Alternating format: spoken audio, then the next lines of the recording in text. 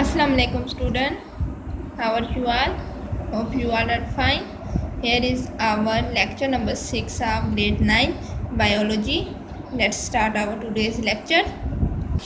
In the previous lecture we read about population level, community level, biosphere level. ठीक है, अब यहाँ biosphere level तक पेज 10 ये हमारे लेवल्स जो हैं ये कंप्लीट हो गए सारे लेवल्स. ठीक है, द लेवल ऑफ ऑर्गेनाइजेशन, सब लेवल्स थे ऑर्गेनाइजेशन के जो हमने सब कंप्लीट कर लिए हैं. अब हम अपने नेक्स्ट टॉपिक की तरफ बढ़ते हैं, दैट इज़ सेलुलर ऑर्गेनाइजेशन.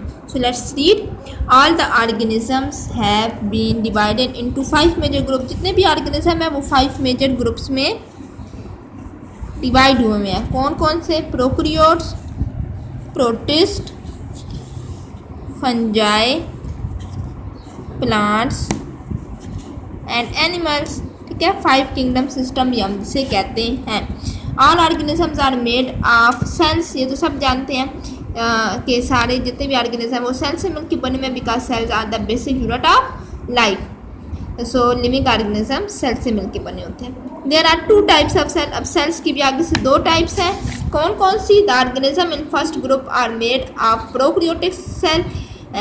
जो फर्स्ट ग्रुप के ऑर्गेनिज्म वो प्रोकैरियोटिक सेल से होते हैं, while are others have eukaryotic cell. ठीक है, सेल्स कौन कौन सी 2 टाइप्स है?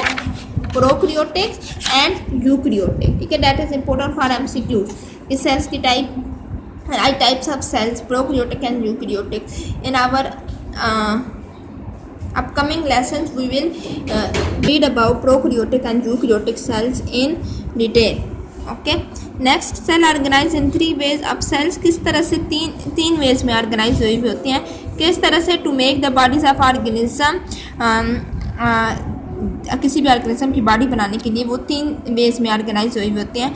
किस तरह? Cell makes unicellular, colonial and multi cellular organisation. 3 तरह की ऑर्गेनाइजेशन होती है. एक यूनिसेलुलर है, दूसरी कॉलोनियल है, तीसरी है multicellular. And organism form through this organisation. Organism जिस ऑर्गेनाइजेशन से बनते हैं वो यूनिसेलुलर ऑर्गेनिज्म होते हैं, कॉलोनियल ऑर्गेनिज्म होते हैं और मल्टी सेलुलर ऑर्गेनिज्म होते हैं. अब हम पढ़ते हैं कि यूनिसेलुलर ऑर्गेनिज्म से क्या मुराद है, मल्टी सेलुलर से क्या मुराद है, कॉलोनियल से क्या मुराद है.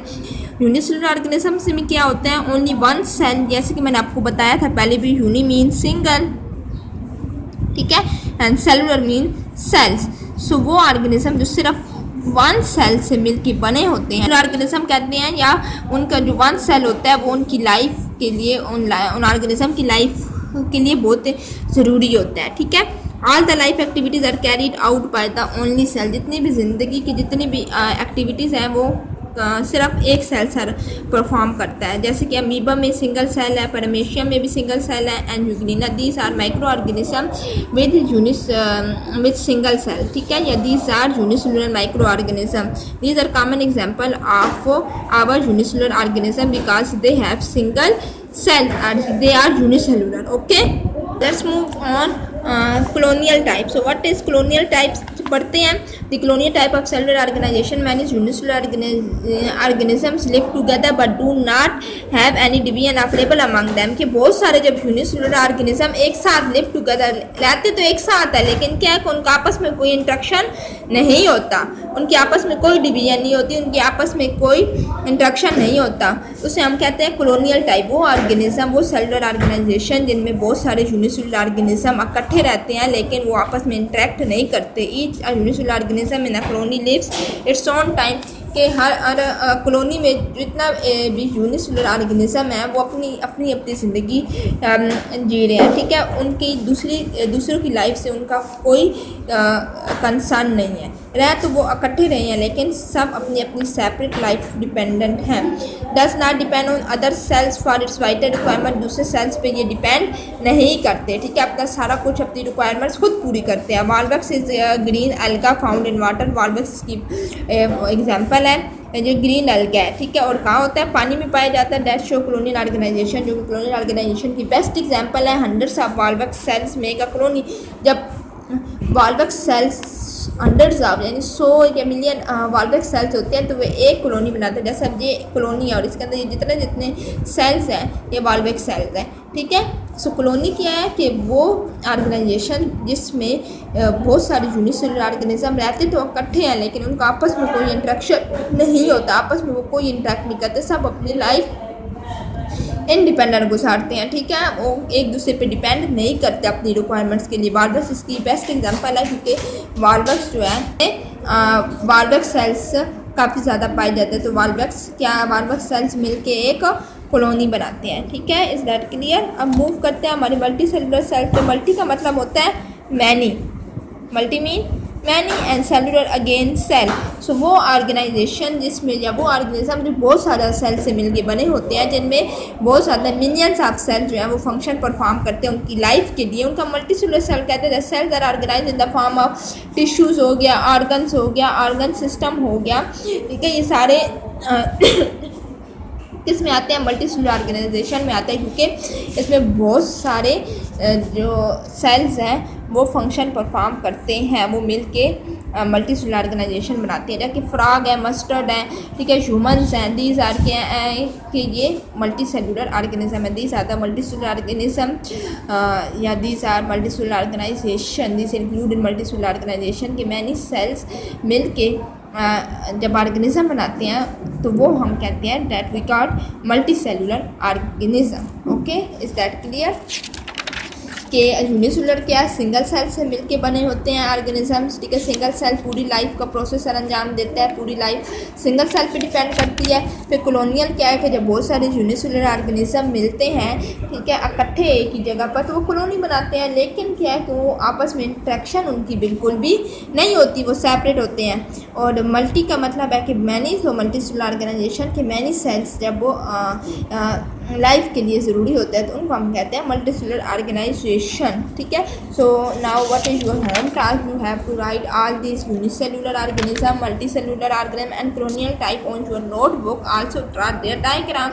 ठीक है, अब इन्होंने डायग्राम दी हुई है इसकी यूनिसेलुलर ऑर्गेनिज्म की। पैरामेशियम है, जुगलीना एंड अमीबा, ये अमीबा है। ठीक है, that paramecium and this is euglena. इन तीनों की आपने डायग्राम बनानी है। फिर आपने कॉलोनियल टाइप लिखना है, कॉलोनियल की आपने ये डायग्राम ड्रा करनी है। फिर आपने मल्टी सेलुलर ऑर्गेनाइजेशन जो है उसमें इन्होंने कौन सी एग्जांपल दी हुई है? एक फ्रॉग की एग्जांपल दी हुई है और एक मस्टर्ड की एग्जांपल दी हुई है। सो आप या ये मस्टर्ड प्लांट ड्रा कर सकते हैं या फिर ये फ्रॉग। ठीक है, जो आपको ईजी लगे you can draw. Now let's move on mustard plant. Mustard plant क्या है? मस्टर्ड प्लांट ये जो सरसों का पौधा होता है उसको मस्टर्ड प्लांट कहते हैं। ठीक है, आपने देखा होगा सरसों का पौधा जिससे तेल भी निकलता है, उसको हम मस्टर्ड प्लांट कहते हैं। मस्टर्ड प्लांट का साइंटिफिक नेम क्या है? ब्रासिका कैम्पेस्ट्रस।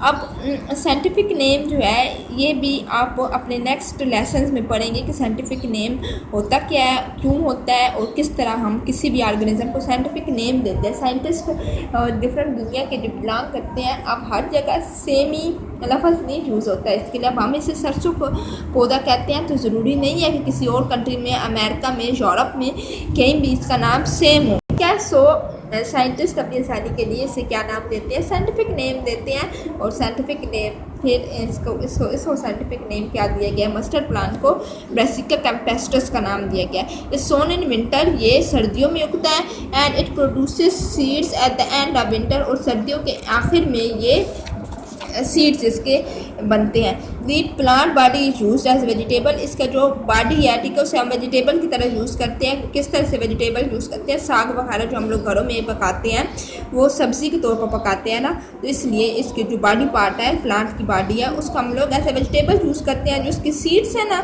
वो हम लोग ऑयल के लिए यूज़ करते हैं। ठीक है, जो उसके बीज है उनसे हम लोग क्या निकालते हैं? तेल निकालते हैं, जिससे हम सरसों का तेल कहते हैं। सो इसके बहुत ज़्यादा फ़वाइद हैं। The organs of the body can be divided into two group. अब इस की दो ग्रुप्स हैं इसके ऑर्गन्स के। कौन कौन से? On the basis of their function, जिनके फंक्शन की बना पर ये दो ग्रुप्स में इसके ऑर्गन डिवाइड होते हैं। Root, stem, branches and leaves are vegetative organ. Vegetative organ कौन कौन से हैं आपको पता होने चाहिए? रूट है, स्टेम है, ब्रांचेस एंड लीव्स है, ये इसके वेजिटेटिव ऑर्गन्स हैं which do not take part in sexual reproduction. Vegetative organs कौन से होते हैं? जो सेक्सुअल रिप्रोडक्शन में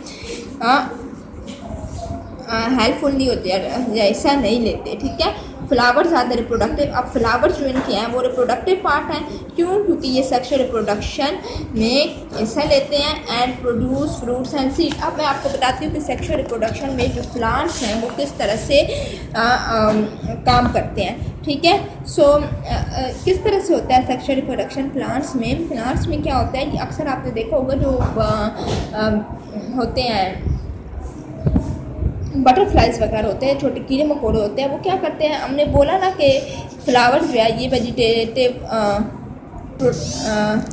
रिप्रोडक्टिव पार्ट है, ठीक है। क्यों? क्योंकि ये सेक्सुअल रिप्रोडक्शन में सेक्सुअल रिप्रोडक्शन के लिए हेल्पफुल होता है। अब ये किस तरह से होता है, जो बटरफ्लाई जो छोटे कीड़े मकोड़े होते हैं वो आपने अक्सर देखा है वो किधर बैठते हैं, फूलों पे बैठते हैं। वो क्या करते हैं कि फूलों से एंथर लेके, एंथर और स्टिग्मा लेके जब वो दूसरे प्लांट पे जाके बैठते हैं, फर्स्ट के लिए एक प्लांट है एंड दिस इज सेकेंड, तो वो क्या करते हैं, वो एक तो इनसे हेल्पफुल अपने लिए, मतलब ये उन्हें बहुत सी चीज़ें प्लांट उन्हें देते हैं, उन्हें प्लांट फ्रेगनेंस देते हैं, उनका कलर देते हैं, उनको खुराक देते हैं। दूसरा वो प्लांट्स को भी बहुत ज़्यादा चीज़ें जो है बहुत ज़्यादा फ़ायदे देते हैं। क्या फ़ायदे देते हैं? एक तो इनके रिप्रोडक्शन में हेल्पफुल होते हैं। वो कीड़े मकोड़े या वो तितलियाँ वो क्या करती हैं, प्लांट पे जब बैठती हैं तो उनका एंथर स्टिग्मा उठाती हैं, फिर जब वो दूसरे प्लांट पे जाके बैठती हैं तो वहाँ उसे रिलीज़ कर देती हैं। इस तरह उनके दरमियान सेक्सुअल रिप्रोडक्शन हो जाती है।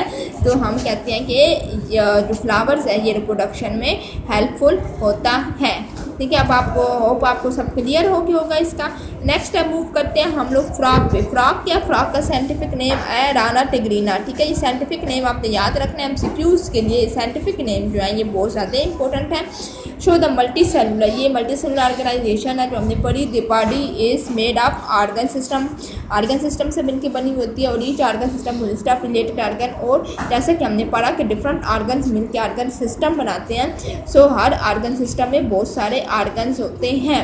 All the organs are made of specific tissues. फिर अगेन वही बात, वही पीछे वाली ऑर्गेनाइजेशन इसमें सेम चल रही है, ठीक है। हमने उसे लेके चलना है कि ऑर्गन्स मिलके ऑर्गन सिस्टम बनाते हैं, टिश्यूज मिलके ऑर्गन्स बनाते हैं, ठीक है। जैसे epithelial, granular, muscular, nervous system, ये मिलकर टिश्यूज बनाते हैं, फिर टिश्यूज मिलके ऑर्गन्स बनाते हैं, ऑर्गन्स मिलके ऑर्गन सिस्टम बनाते हैं। Some organ and organ system of frog have been described in a practical activity given next, ठीक है।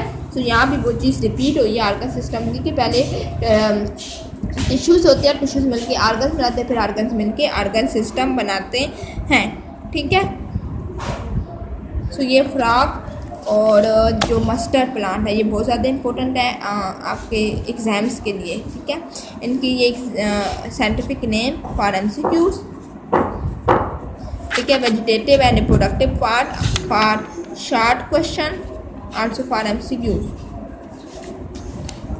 ठीक है। और ये फ्रॉग वाला भी full. So you have to memorise this on your fingertip, okay. Now and our first lesson. In the next lecture we will start our chapter 2 inshallah. For that you have to memorize your today's home task, okay. Do and memorize your home task efficiently and regularly. Take care. Allah Hafiz.